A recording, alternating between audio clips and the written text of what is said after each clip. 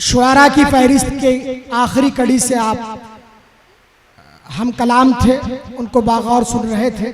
सदर आली वकार आली जनाब Dhani Ram Singh Sahib, ex minister UP सरकार से मैं बहुत अदब के साथ मुल्तमिस हूँ, वो आए और सदारती खुतबा पेश करें।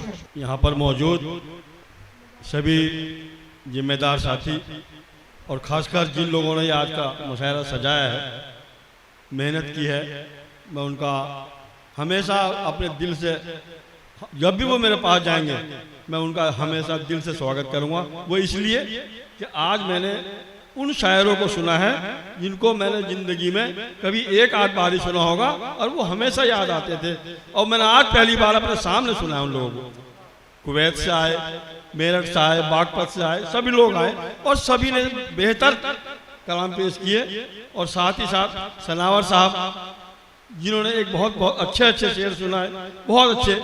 अगर आदमी अपनी ज़िंदगी में उनको उतार ले तो मैं समझता हूँ फेल नहीं हो सकता। सामने जो साथी बैठे थे सुनने वाले, उन्होंने बड़े सम्मान के साथ, बड़े हौसला अफजाई के साथ हमारे शायरों का मान सम्मान बढ़ाया, हौसला अफजाई की उनका भी बहुत बहुत शुक्रिया। और यहाँ पर आए सभी शायरों का शुक्रिया। और आज की इस महफिल को समाप्त किया जाता है।